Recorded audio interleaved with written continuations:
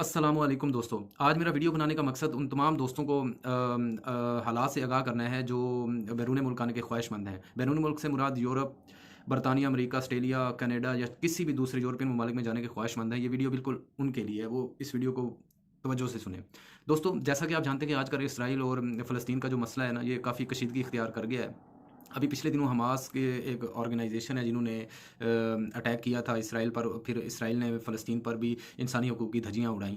जिस सिलसिले में मेरा वीडियो बनाने का मकसद मेनली ये है कि भी आप जो भी पोस्ट करें, be careful what you post.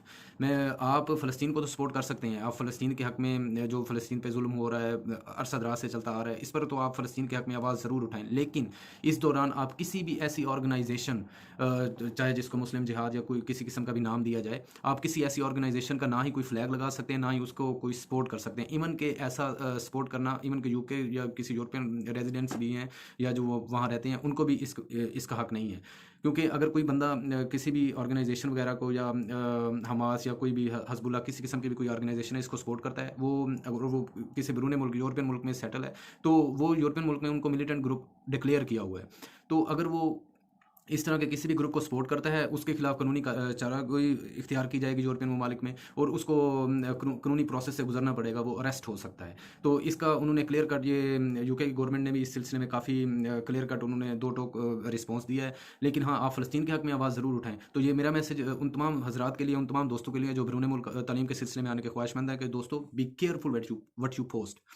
आपने बहुत एहतियात इख्तियार करनी है जब आप कुछ भी पोस्ट करें। किसी भी ऐसी ऑर्गेनाइजेशन, किसी भी ऐसी तंजीम को सपोर्ट मत करें, ना ही उसका फ्लैग यूज़ करें, ना उसको जुल्म बर्बरियत जो भी है, उस सिलसिले में आप किसी भी ऐसी तंजीम को सपोर्ट मत करें जो यूरोपियन ममालिक में या किसी भी बड़े अमेरिका, यूके वगैरह किसी भी दूसरे ममालिक में जहाँ आप जाने के ख्वाहिशमंद हैं, वहाँ उन तंजीमों पर पाबंदी आयद है, उनको टेररिस्ट तंजीमें डिक्लेयर किया हुआ है।